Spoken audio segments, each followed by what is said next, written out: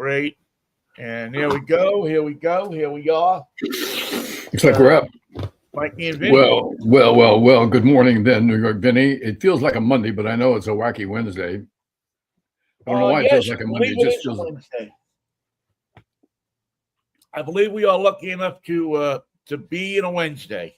And there's something that I have to tell you. It has to do with Earth Day. Today is Earth Day. Yes. And we can make wry comments about how do you like Earth so far? How do you like our planet? How do you like being on Earth? Would you like to go to another planet and try that out before you commit to Earth? And it reminded me of the first Earth Day, which was in 1971 or 72 or somewhere 70. in there. 1970. And I attended, as I was then a resident of the great city of New York. And I went to West 14th Street and Union Square and attended the first Earth Day there were bands and there were booths and there was, we didn't know what Earth Day was going to be. We knew what we had that day. We had Earth, we had New York, we had Union Square. And I feel that was a good start. I haven't been to an Earth Day since. Although I guess I could say that I'm here for this Earth Day. You seem to be here. Are you on Earth? Well, Michael, I'm glad you told me that. I never knew that before, that you were there, because, and I'll ask you to jog your memory a little bit, but if you will think about that Earth Day that was at Union Square on this day in 1970, you may remember that there was a young man on stage announcing some of the acts that day. Were you the MC, the master of ceremonies? I was, believe it or not, thrown into the position of the MC of that wildly unorganized affair. And who? Of course, my association with Louis Abalafia. There you go. I can never say his last name. They said, "Hey, listen, why don't we need somebody to go out there and announce some of the bands, some of the acts, make some announcements. You want to go out there and do it?" And I said, "The ham I am," said sure, because I got it. The way to get the girls. There So I took the piece of paper that they handed me with really bad handwriting on it and walked out there. And from probably 2:00 in the afternoon to 5 or 6 o'clock, when I knew I had to get on the train and go home, I was emceeing and just moving things along. You had to be home for dinner? I had to be home for dinner.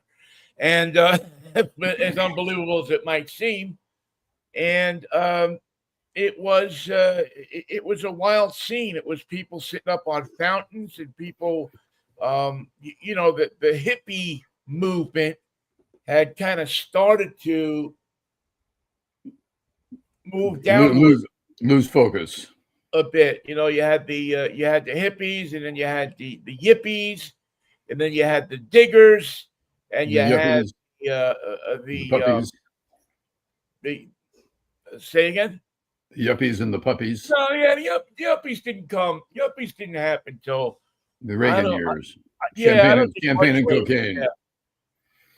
No, this was just these splintered groups of East Village and West Village, and the people that would come in from the suburbs and from Queens, like me and other people, and but there was a common cause to this whole thing, and that was that the Earth was getting ready to blow up. It didn't appear that the Earth was going to be lasting much longer, because there are places like Pittsburgh. We were doing dangerous things. Although by comparison, are we living more dangerously now than we were then? Well, I think so, because it seems that we are in a period of time where people care much less about it. Money is the overriding principle. Back then, people didn't I mean, they cared about money, obviously, but there are other things going on. It was, get out of Vietnam, don't destroy the earth, look at what we're doing, try to save this planet but Mercy, what you mercy had, me, the ecology. yeah, what you had though was a president who truly believed in ecology and truly believed in the preservation of of Our our planet. natural resources. As a matter of Yeah. fact, he believed in it so much that in 1970 he formed the Environmental Protection Agency and made it a cabinet level position.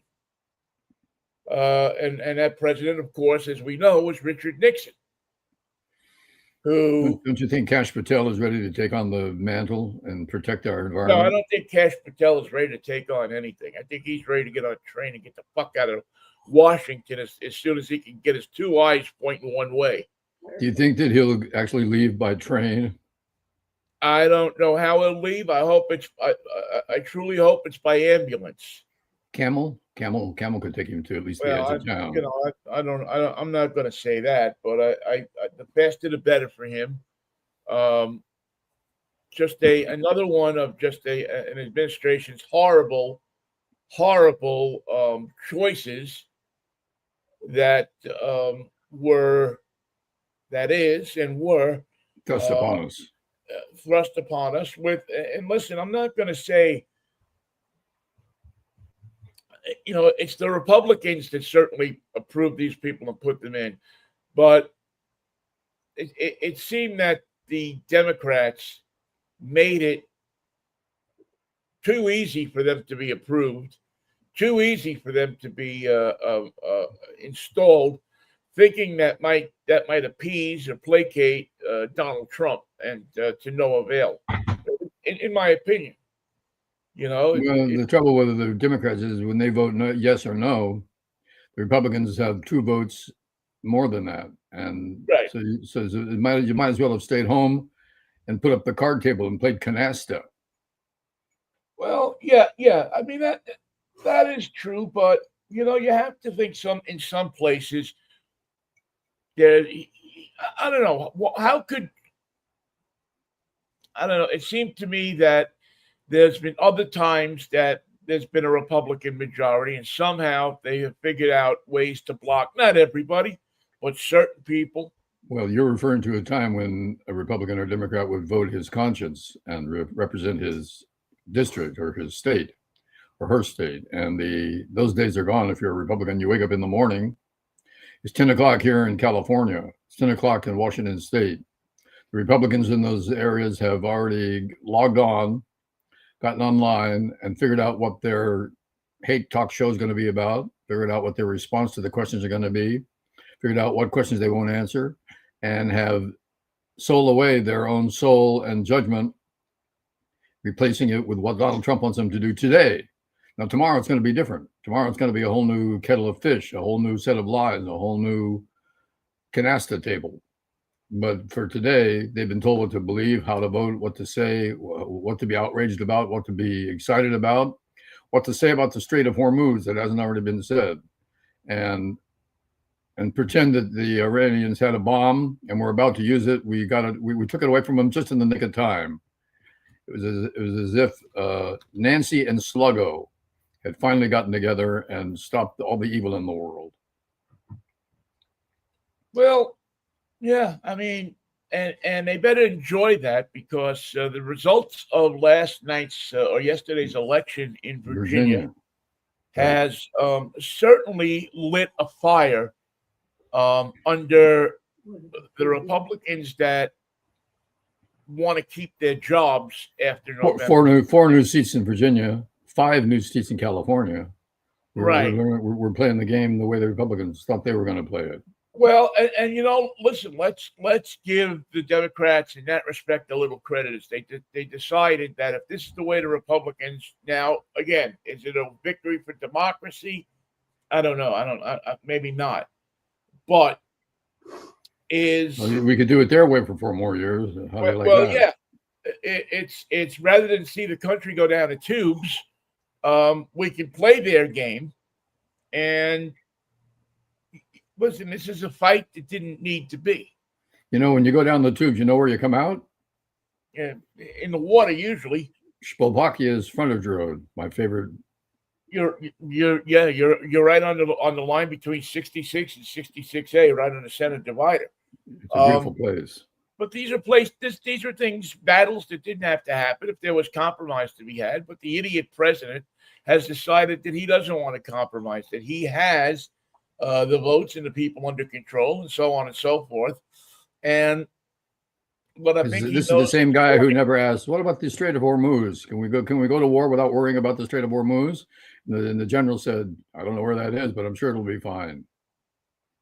Anyway, yeah, I think that this president is finding out this morning, although he won't know it, that his entire plan, his idea for domination, is quickly falling apart. Remember when you found out in school that for every action there's an equal and opposite reaction? Well, he didn't find that out. He didn't go to the same school I went to, because that's what they taught in my school. In his school, they taught that, you can do what you want. Just piss on people. You could go punch Sal and see what happens. Well, when you punch Sal, there's an equal and an opposite reaction. Turns out Sal can punch you back. And it's something that you could have asked about, but Trump never did. So if we close the Strait of Hormuz, what happens then? Well, we've never done that, but I'm sure it'll be fine. Well, the problem is with the Strait of, with the whole thing, is that you have an idiot running things. It's not a strategist. There's no strategy. There's no. That's right. I have this master plan. I have this big thing that I want to do, and I got the Iranians right where I want them. You got an idiot running things who doesn't know what he's doing. And by the way, good morning, Kenya.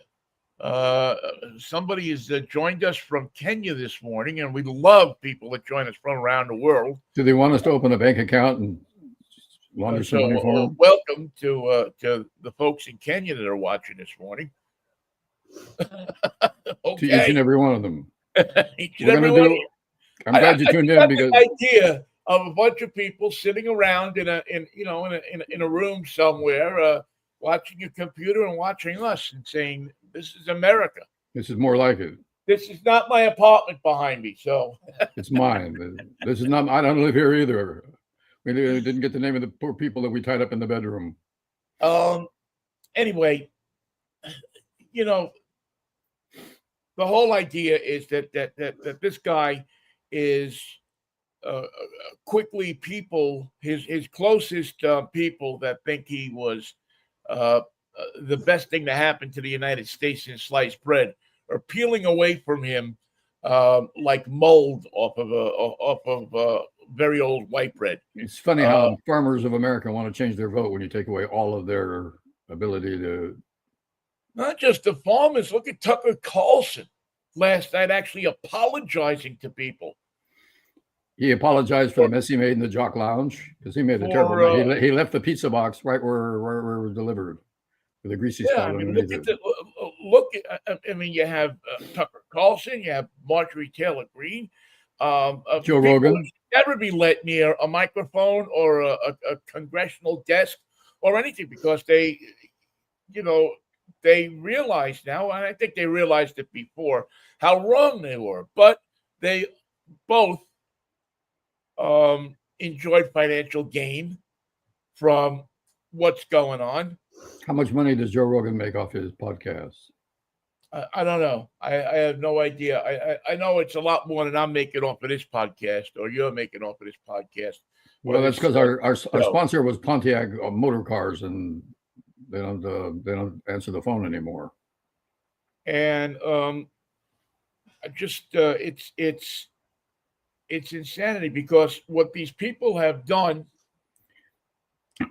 is they've sold out our country. And don't you make any mistake about that.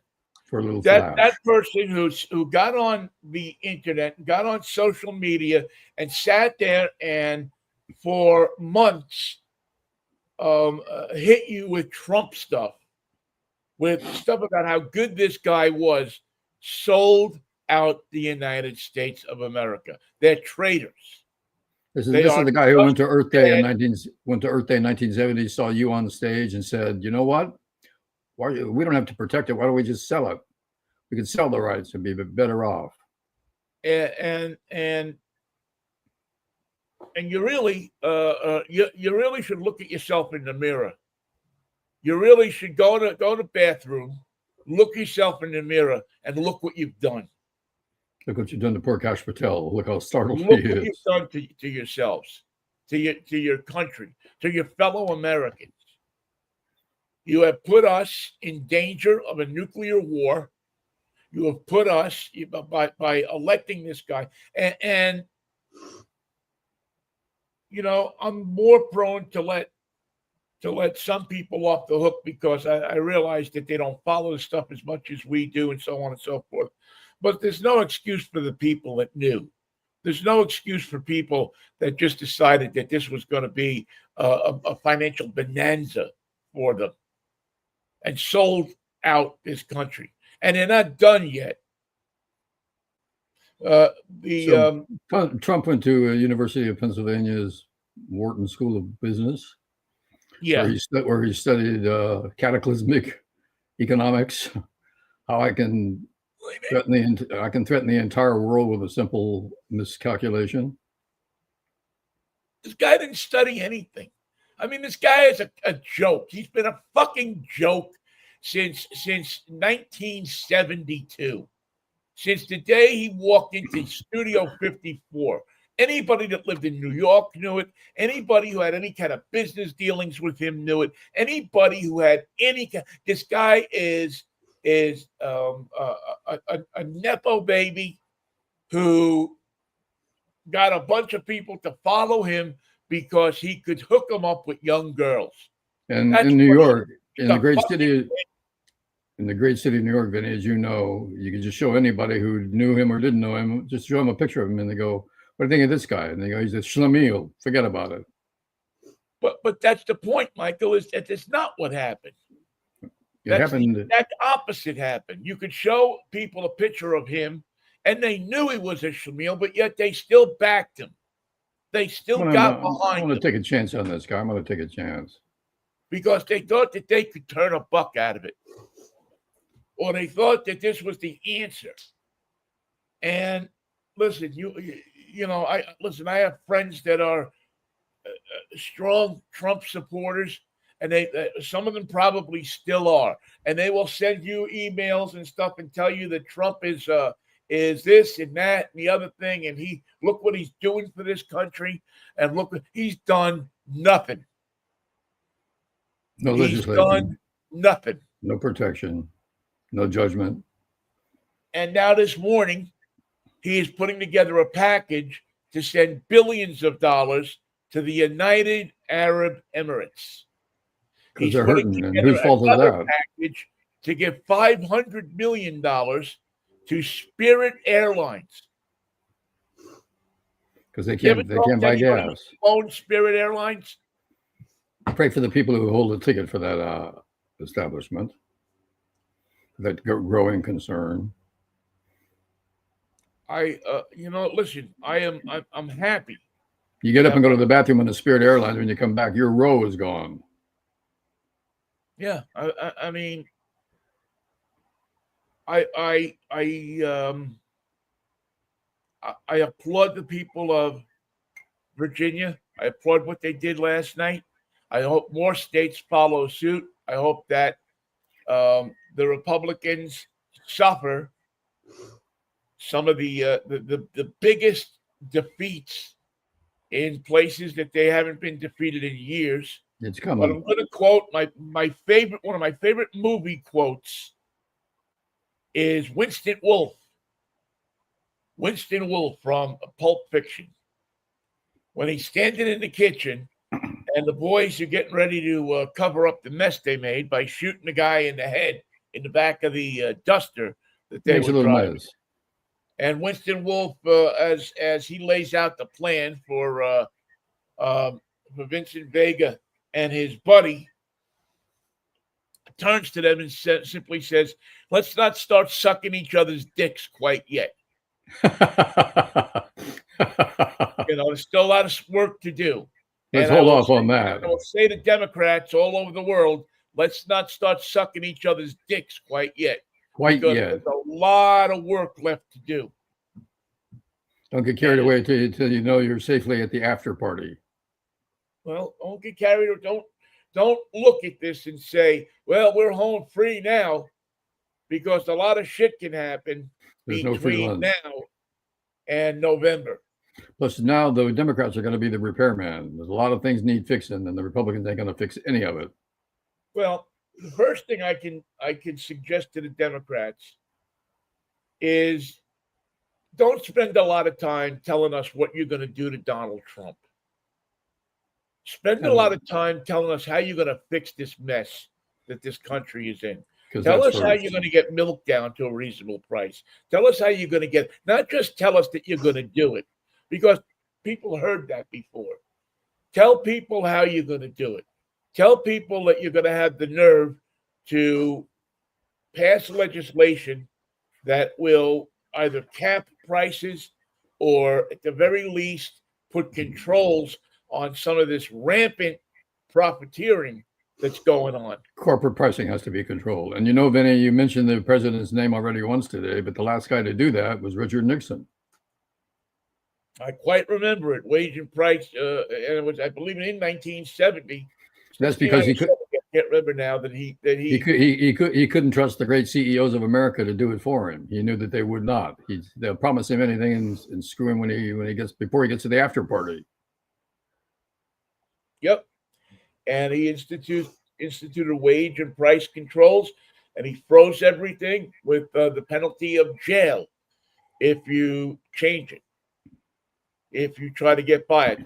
There were just very few cases where you could raise a price. And I don't know that there was anybody that tried to raise a price in those 90 days from the time he instituted those wage and price controls.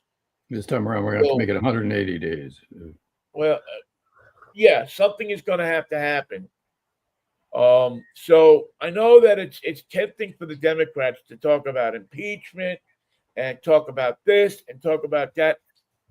The only thing that I want to hear right now is what are you going to do to fix this mess? And at the cost, if it means it, that Trump gets out of the country or does something. He goes to Bimini in a cigarette boat and gets blown out of the water by his own Air Force. God bless him. What a fitting way to go. But to me, and again, this is just my opinion. I mean, I'm sure people will have different opinions. But right now, the main thing is, how are you going to fix the pain that the American people are going through right now? How are you going to fix? It's hard to stop daily pain. The prices of everyday items. How are you going to get the price of gas down to under $5 a gallon or $4 a gallon? $3. How are you going to help people? That's what people need right now. People need help, and it's and we always bounce back. You give Americans an even break, they'll bounce back. If you can't do that, then get out of the way. Find people that can do it. Find people that if you're a voter, don't believe the ads. Pick up a pamphlet, pick up a book, and do your research. Spend some time, because it really is about. And again, this is getting to be a tired phrase, but it's about saving democracy. And if you want to be the head of the National Reserve or the Federal Reserve, you got to be able to remember who won the presidential candidacy in 2020. And if you can't remember, then you can't be the head of you can't. And if your name is Warsh, I know Don James will be calling you. Put Mr. Warsh on. Where are you calling from? I'm calling from Washington. Washington. Yeah, drop the R. But I don't know. It's just my feelings this morning as I look at it and as I celebrate the victory. A victory that indicates that people are sick of it, that people are done with it, that people are just at a point. There's a breaking point that's coming, and maybe in places like Virginia, it's here already. And Vinny, last night it was going to be close. They said it was plus or minus within the margin of error. It was going to be really tight. They didn't know which way it was going to go, but they knew it was going to be very close. And the educated big city vote made the difference. That means that people who've been watching and have really been paying attention and perhaps work for the government made the difference in the future of the government. And that's good news. Well, we have been through a very tough year and change. We have been through the most idiotic time in this country, maybe in this country's history. I don't know. I wasn't around for the Civil War. I wasn't around for the Depression. I think it started in 2016 when Trump took office and the Russians were everywhere and influence. And I go, this is not going to be good. This is going to be ugly. And I still predict it'll end in tragedy.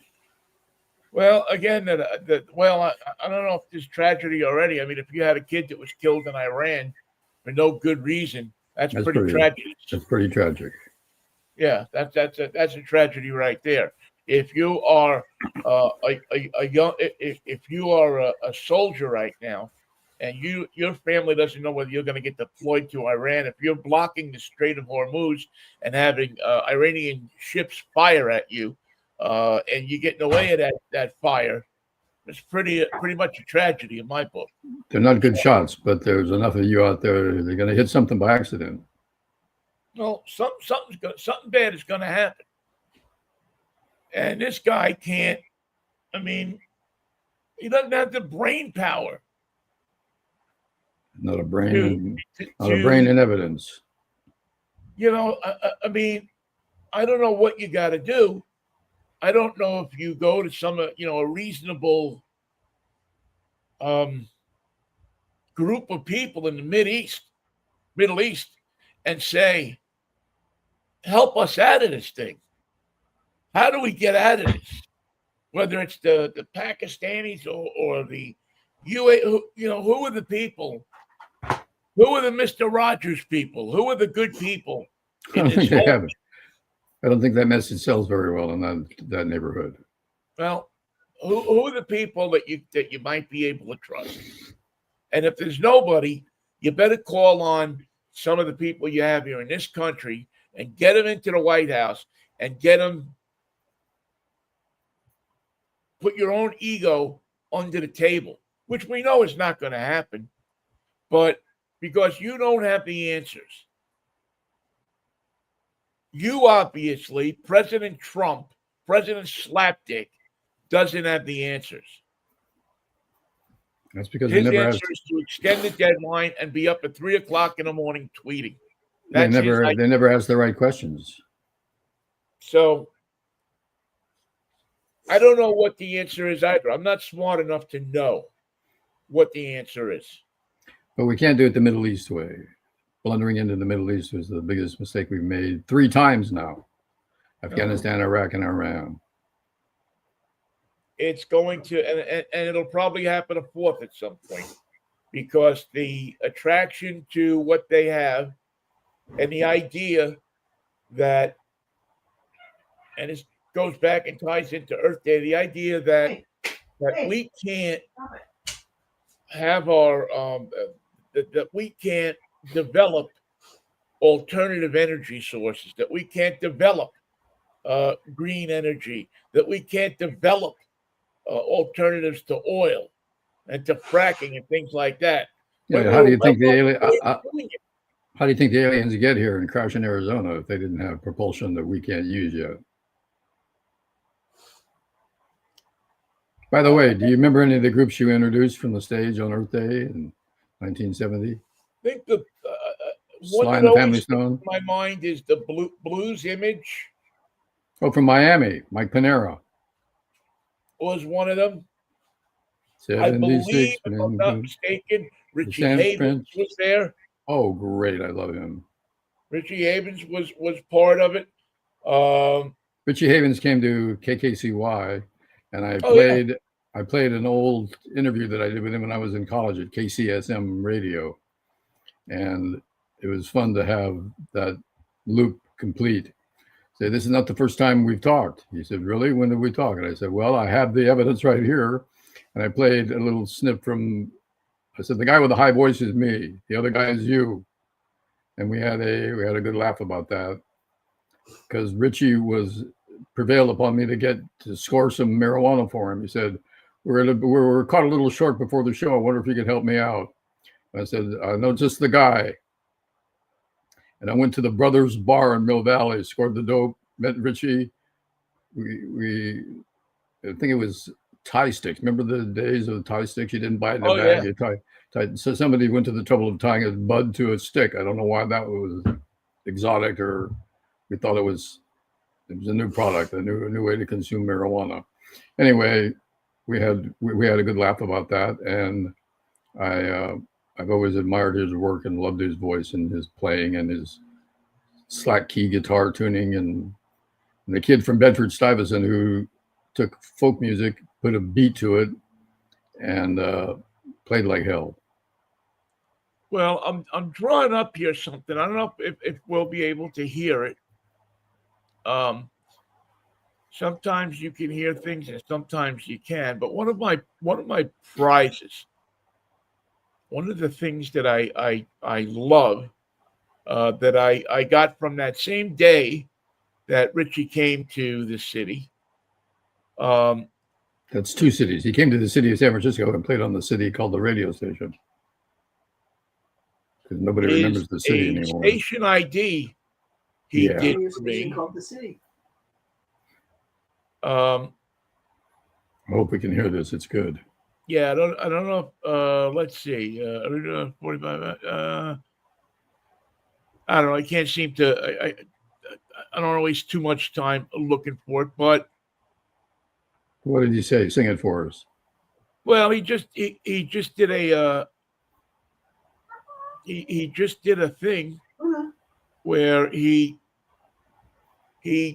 riffed the beginning, and boom, boom, boom, boom, boom. You know, little darling, it's been a long, cold, lonely winter, but it's never cold and lonely when you're listening to New York Vinnie on 98.9 FM the City.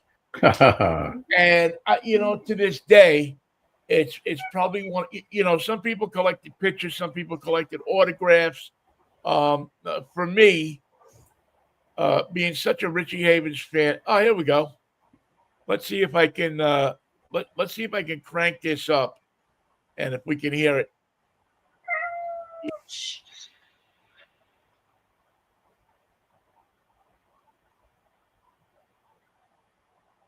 I'm not hearing it.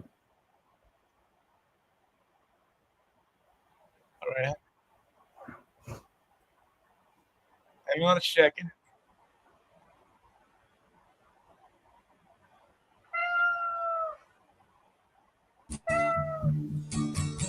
Can you hear it now? Yep. All right, let me start it over again. Little darling, seems like a long, long, lonely winter. But not when you're listening to New York Vinnie on KKCY Sunday morning in the city. Yeah, beautiful. I mean, I get jazzed, and I mean, I have station IDs from Joey Ramone, I have station IDs from a ton of people, but for some reason, that one, and I always have to thank the great Andy Lee, who was the production director at the city. You remember Andy? I do indeed. And called me into the studio, and he was recording all of this stuff, and because he did IDs, I think he did one for you, he did one for Alan Burton, he did one for a few other people, and the trick was that he wanted to meet the person that he was doing the ID for. And so he called me into the studio, and we talked for a few minutes, and I told him about Earth Day. I remember now that we talked about Earth Day, and we also talked about a couple of people that we knew from Sonoma County. Whoa. that he knew. He was acquainted, was friends with actually. Um, and once we spoke for a couple of minutes, he recorded. He didn't just say, "Hi, this is Richie Havens." He says, "Here, I'm going to give you something really cool," and he strummed it out. Well, it And was New York Richie saying hello to New York Vinnie. yeah, exactly. Now, like I remember, we talked a bit about um, Brooklyn and growing up in New York and egg creams. Yeah. And Which, I don't by the know, way, am I correct in saying that there's no egg and no cream in an egg cream? no, well, it's cream, but there's no egg. You should do it with whole milk. But if you have cream, any port in a storm. But it was one of those things that was just, as you said, you're meeting this guy who is just phenomenal. 20 years after Woodstock, or 15, 18 years after Woodstock. And, he's, and the guy is cool. And the guy is like really cool. Anybody from Bedford Stuyvesant who comes out as a folk singer has got to be considered pretty cool.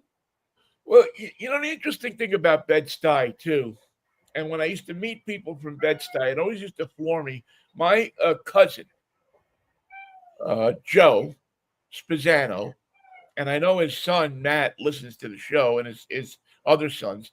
But my cousin Joe Spezzano owned a store, a grocery store, a bodega. Is he the guy who figured everything on the bag? In Bed-Stuyvesant at 102 Ralph Avenue in Bed-Stuy. And invariably, you would talk to somebody from Bed-Stuy, and they would know my cousin Joe. They would know him because he was one of those guys that I bet he was there every day. He was there every day. He gave people credit. He trusted people. When they had the riots in Bed-Stuy, his store was the only store on the block that didn't get burned. Incredible. They stood in front of the store and protected it. He was known in the neighborhood. He was known as a good guy, funny guy. It's funny. I still to this day credit him for my sense of humor much more than anybody else in my life.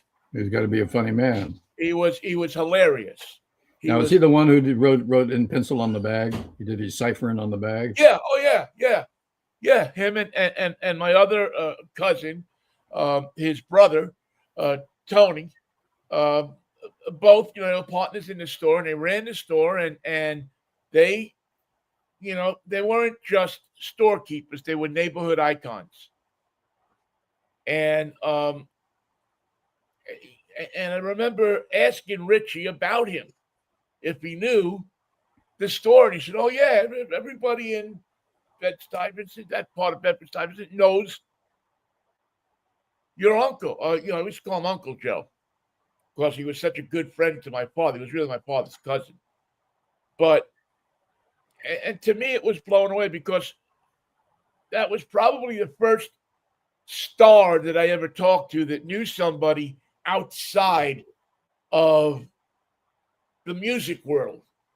I had spoken to Gene. I used to go to school to the same school with Gene Simmons when he was Chaim. Before he bought the boots? Yeah. Gene Simmons used to assemble newspapers in Andy's candy store. Put the sections together. On 80th and Northern, and I had the same job as him months later, or a couple of years later, actually. Anyway, it was just Havens was, but he was that first that first cool person that you knew. You didn't know him, but you connected with him. He played in Miami at the Super Bowl, the big party the night before, or 2 nights before, if you recall. Yes. It's on a small stage, yeah. Yes. Yeah, he was just a great guy. I thought. I mean, I don't know. You know how these guys are. You never know them really, but I always thought that he was a really good guy. He always and having that station ID is just, I don't know, it was just always great to me. You know, it was better, almost as good as any autograph that you could get. He had an interesting way of writing his own songs, but he could also take something like "Here Comes the Sun" and make it his own. Right. We sure could use freedom right now. Yeah. We sure could use that, you know, and he was from a generation of song people that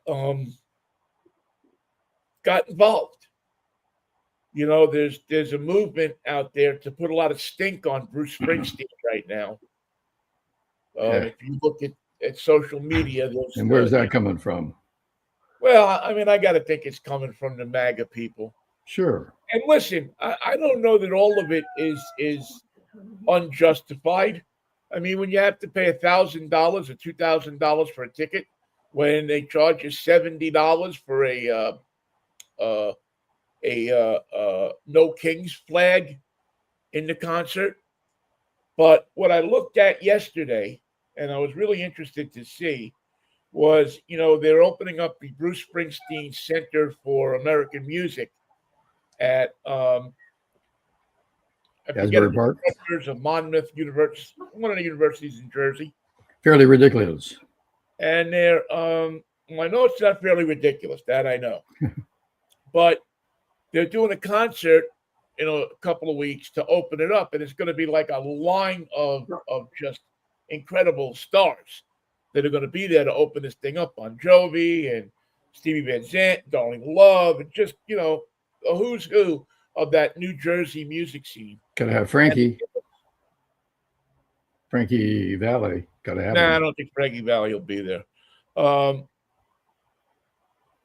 Anyway, they put tickets on sale yesterday. They sold out in a matter of moments, and the tickets were $400, which, according to today's prices, is not out of line. It's a bad seat in McCartney. And there were tickets to be had for $200. So, which told me that this isn't all Bruce Springsteen. Right. You know, I know that there's different reasons, but it was really gratifying to me to see that this insanity, you know, that he wasn't saying, well, you got to get, you know, $2,000 to $3,000 to come to this show. It looks like it's going to be a great show. I wish I could go. I wish I had the facilities and the physical ability to go and see this show. But at least it made me feel better last night when I saw that, when our friend Lorraine sent me a text about what the ticket prices were, that it didn't turn into a Ticketmaster shit show. They're in trouble in Washington now anyway. So, well, they're in trouble all over the place, Ticketmaster, and they should be. Them and Live Nation should. I mean, they rip people off, and listen, that's exactly the stuff that's going on in this country. Since 1968, they got their finger on the scale. Yeah, where you know, people are getting ripped off for things. Now it's easy to say, well, you know, if you don't like it, don't buy it. And to a degree, that's pretty true. I mean, if people stop buying tickets for concerts, the price would go down. They charge $2,000 a ticket because they can to charge, and they'll get $2,000 a ticket. So anyway, you're right. It's. I'm surprised there hasn't been more people rallying with Springsteen. Why it's not a national? There's still time. We have 2 years before the big election gets here, and I think that we have to rally the. Well, I think that this. I think the entertainment industry owes us. Yeah, I think that the rallying needs to start pretty much now. Right, exactly. The planning must start yesterday. Because you have a midterm that if you lose it, There's no you're point. in trouble. Yep. If you lose the midterm, if the Democrats cannot come out on top in this midterm, And that's the House and the Senate. then I fear for the Republic. You But should. I think, I think that, and it's going to take work. It's going to take more than just posting on Facebook or X or whatever you post on Instagram or whatever it is. Shut up and give me your vote. I don't care what you think. I don't care where you're going. Just give me your vote. Well, yeah, it's going to take people making sure that their friends are registered. It's going to take people singing tables outside of concerts and outside of venues and saying, "Are you registered to vote?" Do you have the ability to work? Because that's what it's going to take. It's not just going to be posting on social media. If you think it is, we're in trouble. It's going to be when somebody posts something on social media, going and checking it and seeing, and it's not hard to check. I saw something last night was posted on social media, was about Savannah Guthrie's mother. That I guess she had found? No. But it was posted on social media as if it were a thing, and her stepfather was arrested and everything. Well, the first thing I did when and I'm not really into the Savannah Guthrie thing. I feel bad for the woman, but it's a sad thing. But the first thing I did is went to the New York Times. If it ain't there, it ain't there. If it's not on the front page of the New York Times, if it's not on the front page of Reuters, if it's not on the front page of the AP, if it's not on the front page of the Canadian Broadcasting System, it's not real. It's really that simple. And then all it takes is 4 clicks of my finger on my iPad. Right. And that's what you got to commit to going forward. You got to commit to, if you see something, check it out. Because the headline will grab your attention. You go, that doesn't sound quite right. Let's just check the source on that. And there's no police, not policing of Instagram. There's no policing of Facebook. There's no policing of X. There's no guardrails on this whatsoever. Any idiot can post just about anything they want. And it's always about somebody. It's always hooks just to get 4 clicks out of you. They don't care that it's a lie. Yeah. So I get clicks. So you get clicks, and there are a lot of people who will do that to spread rumors and to get clicks. And here's your hint, another one which really gets me crazy. It was discussed recently in my Facebook groupings. That is, if you see a headline about Bedford Stuyvesant folk singer found dead in Central Park. Who?